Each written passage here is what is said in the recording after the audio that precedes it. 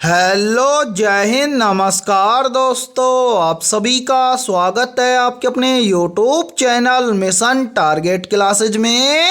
आज के इस क्लास में हम रेलवे ग्रुप डी परीक्षा 2025 के लिए 17वां प्रैक्टिस सेट लेकर आए हैं और इस 17वें प्रैक्टिस सेट के अंदर हम बहुत ही महत्वपूर्ण क्वेश्चनों को कवर करेंगे। और मेरे भाई ये सभी क्वेश्चन आपके रेलवे ग्रुप डी एग्जाम 2025 के लिए भी इम्पोर्टेंट रहेंगे, इसलिए इस 17वें प्रैक्टिस सेट को आपको कंप्लीट देखना है और इस प्रैक्टिस सेट के एंड में आपको बताना है कि आपके टोटल कितने क्वेश्चन है सही होते हैं। और यदि आप इस चैनल से पहली बार जुड़े हैं तो चैनल को कर लीजिए सब्सक्राइब और बेल आइकन को प्रेस करना, ताकि ऐसी शानदार क्लास का नोटिफिकेशन आपको सबसे पहले देखने को मिले।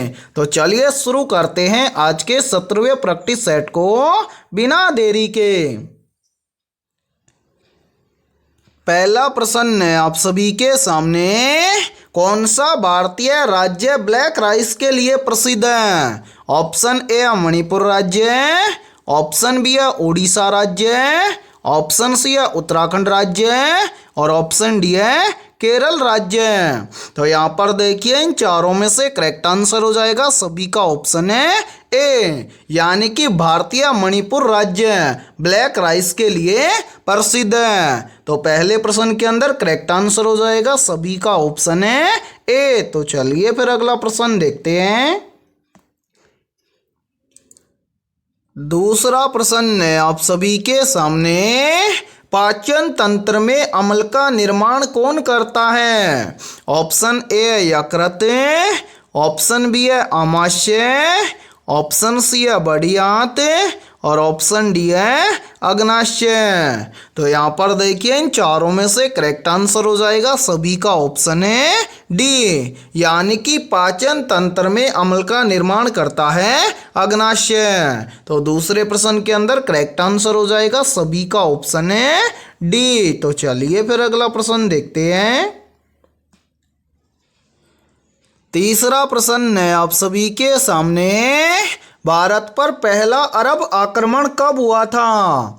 ऑप्शन ए 612 ईस्वी में, ऑप्शन बी है 712 ईस्वी में, ऑप्शन सी है 722 ईस्वी में और ऑप्शन डी है 732 ईस्वी में। तो यहाँ पर देखिए इन चारों में से करेक्ट आंसर हो जाएगा सभी का ऑप्शन है बी, यानी कि भारत पर पहला अरब आक्रमण हुआ था 712 ईस्वी में। तो तीसरे प्रश्न के अंदर करेक्ट आंसर हो जाएगा सभी का ऑप्शन है बी। और मेरे भाई यहाँ पर देखिए आप सभी के लिए बहुत ही इंपॉर्टेंट सूचना है, यदि आप पहली बार के अंदर रेलवे ग्रुप डी एग्जाम 2025 को क्रैक करना चाहते हैं तो हमने आपके रेलवे ग्रुप डी एग्जाम 2025 के लिए GK, GS, mathematics, science, current affairs और रीजनिंग के लगभग 21,000 प्लस मोस्ट इंपोर्टेंट क्वेश्चनों का पीडीएफ सेट तैयार किया है। यदि आप ये 21,000 प्लस मोस्ट इंपोर्टेंट क्वेश्चनों का पीडीएफ सेट लेना चाहते हैं तो आप हमारे इस व्हाट्सएप नंबर पर कांटेक्ट करके ले सकते हैं। और मेरे भाई इस पीडीएफ सेट की प्राइस हमने रखी है मात्र और मात्र 51 रुपये, यानी कि आपको रेलवे ग्रुप डी एग्जाम 2025 के लिए ऑल सब्जेक्ट के ऊपर टॉपिक वाइज लगभग 21,000 प्लस मोस्ट इंपोर्टेंट क्वेश्चनों का पीडीएफ सेट आपको 51 रुपए के अंदर दिया जा रहा है। जो भी अभ्यर्थी पीडीएफ सेट लेना चाहता है वो हमारे इस व्हाट्सएप नंबर पर कांटेक्ट करके ले सकता है, ठीक है। और मैं आप सभी को एक गारंटी देता हूं, यदि आप रेलवे ग्रुप डी एग्जाम 2025 से पहले यदि आप इन 21,000 क्वेश्चनों को अच्छे से तैयार कर लेते हो तो आप पहली बार के अंदर रेलवे ग्रुप डी एग्जाम 2025 को क्रैक कर जाओगे और इन 21,000 क्वेश्चनों से बाहर एक भी क्वेश्चन नहीं आएगा, ठीक है। तो चलिए फिर अगला प्रश्न देखते हैं। चौथा प्रश्न है आप सभी के सामने, वैदिक काल के लोगों की मुख्य आजीविका क्या थी? तो यहाँ पर देखिए इन चारों में से करेक्ट आंसर हो जाएगा सभी का ऑप्शन है सी, यानी कि वैदिक काल के लोगों की मुख्य आजीविका थी कृषि। तो चौथे प्रश्न के अंदर करेक्ट आंसर हो जाएगा सभी का ऑप्शन है सी। तो चलिए फिर अगला प्रश्न देखते हैं। पांचवा प्रश्न है आप सभी के सामने, गुलाम वंश का संस्थापक कौन था? Option A Iltutmish, option B है कुतुबुद्दीन ऐबक, ऑप्शन सी है बलबन और ऑप्शन डी है अलाउद्दीन खिलजी। तो जल्दी से बताइए इन चारों में से करेक्ट आंसर क्या होगा। आपसे पूछा गया है कि गुलाम वंश का संस्थापक कौन था। तो यहाँ पर देखिए इन चारों में से करेक्ट आंसर हो जाएगा सभी का ऑप्शन है बी, यानी कि गुलाम वंश का संस्थापक था कुतुबुद्दीन ऐबक। तो पांचवें प्रश्न के अंदर करेक्ट आंसर हो जाएगा सभी का ऑप्शन है बी। तो चलिए फिर अगला प्रश्न देखते हैं।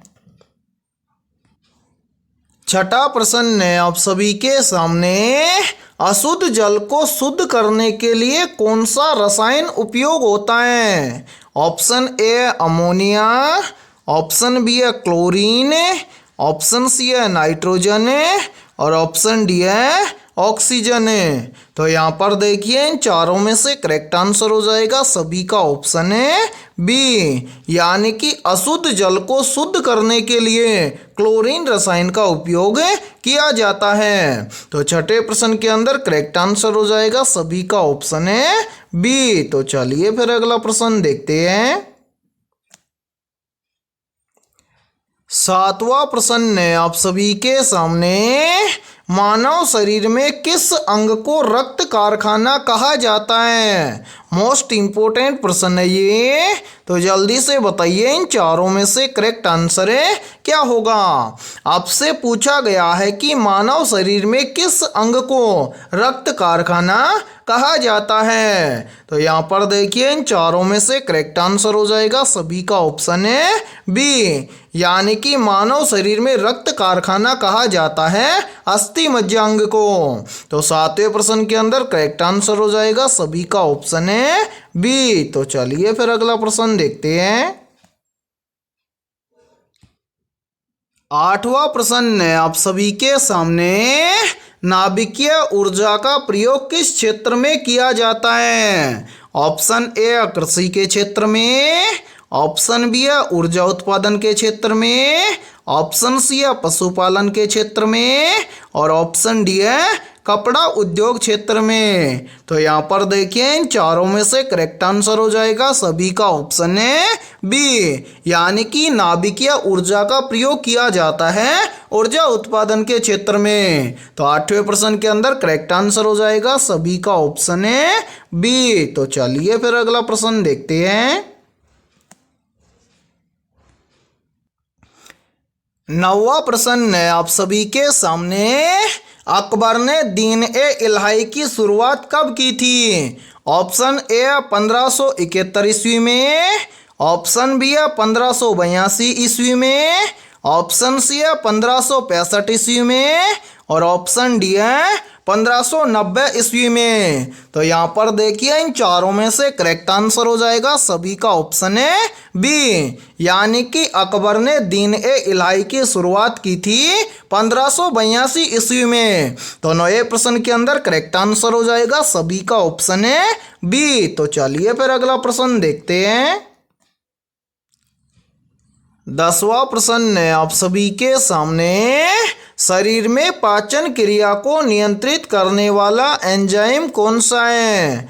ऑप्शन ए है ट्रिप्सिन, ऑप्शन बी है पेप्सिन, ऑप्शन सी है ए और बी दोनों और ऑप्शन डी है इनमें से कोई नहीं। तो यहाँ पर देखिए इन चारों में से करेक्ट आंसर हो जाएगा सभी का ऑप्शन है सी, यानी कि शरीर में पाचन क्रिया को नियंत्रित करने वाला एंजाइम है ट्रिप्सिन और पेप्सिन, यानी कि 10वें प्रश्न के अंदर करेक्ट आंसर हो जाएगा सभी का ऑप्शन है सी, ए और बी दोनों। ठीक है, और यहाँ पर देखिए यदि ये क्लास आपको पसंद आ रही है तो जल्दी से एक बार इस क्लास को लाइक कर दीजिए, और यदि आप इस चैनल से पहली बार जुड़े हैं तो चैनल को कर लीजिए सब्सक्राइब और बेल आइकन को प्रेस करना, ताकि ऐसी ही शानदार क्लास का नोटिफिकेशन आपको सबसे पहले देखने को मिले। ठीक है, तो चलिए फिर अगला प्रश्न देखते हैं।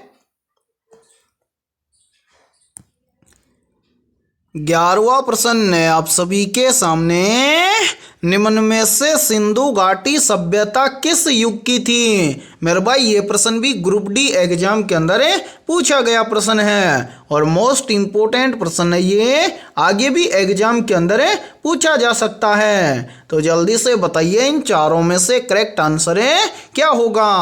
आपसे पूछा गया है कि निम्न में से सिंधु घाटी सभ्यता किस युग की थी। तो यहाँ पर देखिए इन चारों में से करेक्ट आंसर हो जाएगा सभी का ऑप्शन है डी, यानी कि जो सिंधु घाटी सभ्यता है ये कांस्य युग की थी। तो 11वें प्रश्न के अंदर करेक्ट आंसर हो जाएगा सभी का ऑप्शन है डी। तो चलिए फिर अगला प्रश्न देखते हैं। 12वां प्रश्न है आप सभी के सामने, शिवाजी का राज्य अभिषेक कब हुआ था। ऑप्शन ए 1672 ईस्वी में, ऑप्शन बी है 1674 ईस्वी में, ऑप्शन सी है 1676 ईस्वी में और ऑप्शन डी है 1670 ईस्वी में। तो यहाँ पर देखिए इन चारों में से करेक्ट आंसर हो जाएगा सभी का ऑप्शन है बी, यानी कि शिवाजी का राज्य अभिषेक हुआ था 1774 ईस्वी में। तो 12वें प्रश्न के अंदर करेक्ट आंसर हो जाएगा सभी का ऑप्शन है बी। तो चलिए फिर अगला प्रश्न देखते हैं। 13वां प्रश्न है आप सभी के सामने, राष्ट्रीय एकता दिवस कब मनाया जाता है। तो यहाँ पर देखिए इन चारों में से करेक्ट आंसर हो जाएगा सभी का ऑप्शन है सी, यानी कि राष्ट्रीय एकता दिवस मनाया जाता है 31 अक्टूबर को। तो 13वें प्रश्न के अंदर करेक्ट आंसर हो जाएगा सभी का ऑप्शन है सी। तो चलिए फिर अगला प्रश्न देखते हैं। 14वां प्रश्न है आप सभी के सामने, भारत में किस धातु का सर्वाधिक उत्पादन होता है। ऑप्शन ए है तांबा धातु का, ऑप्शन बी है एल्यूमिनियम धातु का, ऑप्शन सी है लौह धातु का और ऑप्शन डी है सोना धातु का। तो यहाँ पर देखिए इन चारों में से करेक्ट आंसर हो जाएगा सभी का ऑप्शन है सी, यानी कि भारत में लौह धातु का सर्वाधिक उत्पादन होता है। तो 14वें प्रश्न के अंदर करेक्ट आंसर हो जाएगा सभी का ऑप्शन है सी। तो चलिए फिर अगला प्रश्न देखते हैं। 15वां प्रश्न है आप सभी के सामने, मनुष्य की आंख में किस प्रकार का लेंस पाया जाता है। ऑप्शन ए अवतल लेंस, ऑप्शन बी है उत्तल लेंस, ऑप्शन सी है समतल लेंस और ऑप्शन डी है इनमें से कोई नहीं। तो जल्दी से बताइए इन चारों में से करेक्ट आंसर क्या होगा। आपसे पूछा गया है कि मनुष्य की आंख में किस प्रकार का लेंस पाया जाता है। तो यहाँ पर देखिए इन चारों में से करेक्ट आंसर हो जाएगा सभी का ऑप्शन है बी, यानी कि मनुष्य की आंख में पाया जाता है उत्तल लेंस। तो 15वें प्रश्न के अंदर करेक्ट आंसर हो जाएगा सभी का ऑप्शन है बी। तो चलिए फिर अगला प्रश्न देखते हैं। 16वां प्रश्न है आप सभी के सामने, विटामिन डी की कमी से कौन सा रोग होता है। ऑप्शन ए है स्कर्वी, ऑप्शन बी है बेरी, ऑप्शन सी है रिकेट्स और ऑप्शन डी है रतौंधी। तो यहाँ पर देखिए इन चारों में से करेक्ट आंसर हो जाएगा सभी का ऑप्शन है सी, यानी कि विटामिन डी की कमी से होने वाला रोग है रिकेट्स। तो 16वें प्रश्न के अंदर करेक्ट आंसर हो जाएगा सभी का ऑप्शन है सी। और मेरे भाई यहाँ पर देखिए काफी बार पूछ लिया जाता है कि स्कर्वी रोग किस विटामिन की कमी से होता है। तो याद रखना स्कर्वी रोग होता है विटामिन सी की कमी से। ठीक है, इसी प्रकार से पूछ लिया जाता है कि बेरी रोग किस विटामिन की कमी से होता है। तो याद रखना बेरी रोग होता है विटामिन बी की कमी से। ठीक है, और इसी प्रकार से पूछ लिया जाता है कि रतौंधी रोग किस विटामिन की कमी से होता है। तो याद रखना रतौंधी रोग होता है विटामिन ए की कमी से। ठीक है, और 16वें प्रश्न के अंदर करेक्ट आंसर हो जाएगा सभी का ऑप्शन है सी। तो चलिए फिर अगला प्रश्न देखते हैं। 17वां प्रश्न है आप सभी के सामने, कौन सा अम्ल खट्टे फलों में पाया जाता है?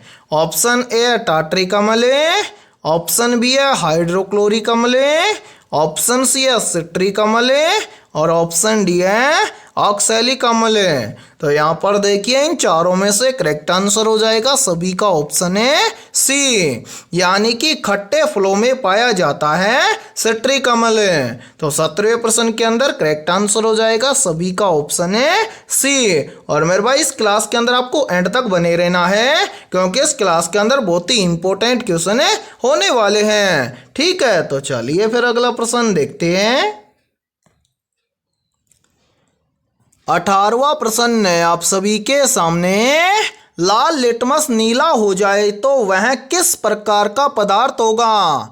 ऑप्शन ए क्षारीय होगा, ऑप्शन बी अम्लीय होगा, ऑप्शन सी तटस्थ होगा और ऑप्शन डी है गैसीय होगा। तो यहाँ पर देखिए इन चारों में से करेक्ट आंसर हो जाएगा सभी का ऑप्शन है ए, यानी कि लाल लिटमस नीला हो जाए तो वह किस प्रकार का पदार्थ होगा? तो मेरे भाई वह क्षारीय पदार्थ होगा। तो 18वें प्रश्न के अंदर करेक्ट आंसर हो जाएगा सभी का ऑप्शन है ए। और इसी के साथ में देखिए यहीं से क्वेश्चन और बनता है, और ये क्वेश्चन भी बार बार एग्जाम के अंदर रिपीट होता है। पूछा जाता है कि नीला लिटमस पत्र लाल हो जाए तो वह किस प्रकार का पदार्थ होगा? तो मेरे भाई नीला जो लिटमस पत्र है वो लाल हो जाए तो वो किस प्रकार का पदार्थ होगा? तो वो होगा अम्लीय पदार्थ है। ठीक है, तो चलिए फिर अगला प्रश्न देखते हैं।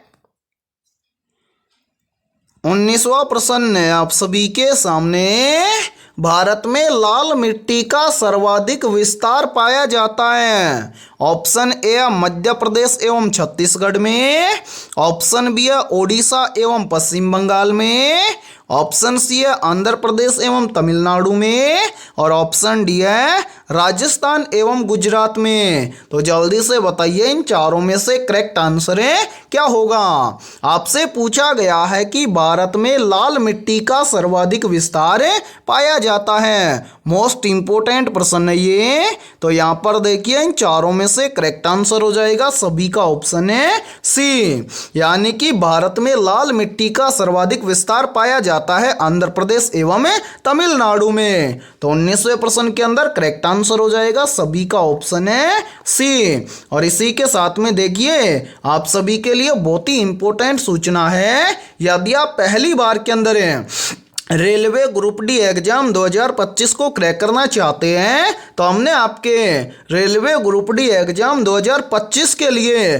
टॉपिक वाइज ऑल सब्जेक्ट के ऊपर मोस्ट इंपोर्टेंट लगभग 21,000 प्लस मोस्ट इंपोर्टेंट क्वेश्चनों का पीडीएफ सेट तैयार किया है। यदि आप ये 21,000 प्लस मोस्ट इंपोर्टेंट क्वेश्चनों का पीडीएफ सेट लेना चाहते हैं तो आप हमारे इस व्हाट्सएप नंबर पर कॉन्टैक्ट करके ले सकते हैं। व्हाट्सएप नंबर है 7374826893। ये हमारा व्हाट्सएप नंबर है। इस व्हाट्सएप नंबर पर आप कांटेक्ट करके इस पीडीएफ सेट को ले सकते हैं। और मेरे भाई इस पीडीएफ सेट की प्राइस हमने रखी है मात्र और मात्र 51 रुपये, यानी कि 51 रुपये की फीस के अंदर आपको 21,000 प्लस मोस्ट इंपोर्टेंट क्वेश्चनों का पीडीएफ सेट दिया जाएगा। और मेरे भाई मैं आप सभी को एक गारंटी देता हूँ, यदि आप रेलवे ग्रुप डी एग्जाम 2025 से पहले यदि आप इन 21,000 क्वेश्चनों को अच्छे से तैयार कर लेते हो तो आप पहली बार के अंदर रेलवे ग्रुप डी एग्जाम 2025 को क्रैक कर जाओगे। तो जल्दी से जाइए और इस व्हाट्सएप नंबर पर आप कांटेक्ट करके इस पीडीएफ सेट को ले लीजिए और एग्जाम से पहले अपनी तैयारी को मजबूत बना लीजिए। ठीक है, तो चलिए फिर अगला प्रश्न देखते हैं। 20वां प्रश्न है आप सभी के सामने। निम्न में से इलाहाबाद संधि किस वर्ष हुई थी? ऑप्शन ए वर्ष 1764 में, ऑप्शन बी है वर्ष 1765 में, ऑप्शन सी है वर्ष 1775 में और ऑप्शन डी है वर्ष 1782 में। तो यहाँ पर देखिए इन चारों में से करेक्ट आंसर हो जाएगा सभी का ऑप्शन है बी, यानी कि इलाहाबाद संधि हुई थी वर्ष 1765 में। तो 20वें प्रश्न के अंदर करेक्ट आंसर हो जाएगा सभी का ऑप्शन है बी।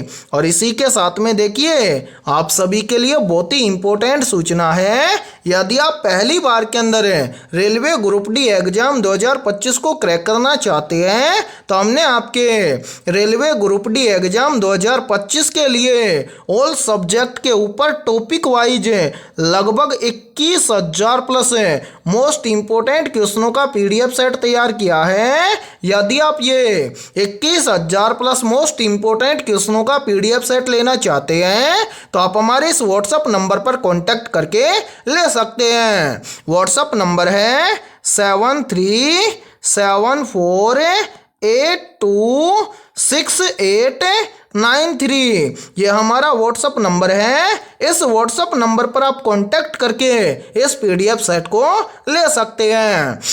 और मेरे भाई इस पीडीएफ सेट की प्राइस हमने रखी है मात्र और मात्र 51 रुपये, यानी कि 51 रुपये की फीस के अंदर आपको 21,000 प्लस मोस्ट इंपोर्टेंट क्वेश्चनों का पीडीएफ सेट दिया जाएगा। और मेरे भाई मैं आप सभी को एक गारंटी देता हूँ, यदि आप रेलवे ग्रुप डी एग्जाम 2025 से पहले यदि आप इन 21,000 क्वेश्चनों को अच्छे से तैयार कर लेते हो तो आप पहली बार के अंदर रेलवे ग्रुप डी एग्जाम 2025 को क्रैक कर जाओगे। तो जल्दी से जाइए और बिना देरी के इस व्हाट्सएप नंबर पर आप कांटेक्ट करके इस पीडीएफ सेट को ले लीजिए और एग्जाम से पहले अपनी तैयारी को मजबूत बना लीजिए, ठीक है। और आज के इस क्लास के अंदर हमने बहुत ही इंपॉर्टेंट 20 क्वेश्चन करवाए हैं, तो इन 20 में से आपके कितने क्वेश्चन सही हुए हैं ये भी सभी को कमेंट सेक्शन के अंदर कमेंट करके बताना है। तो फिर मिलते हैं ऐसे ही बेहतरीन क्वेश्चनों के साथ सुबह 7 बजे।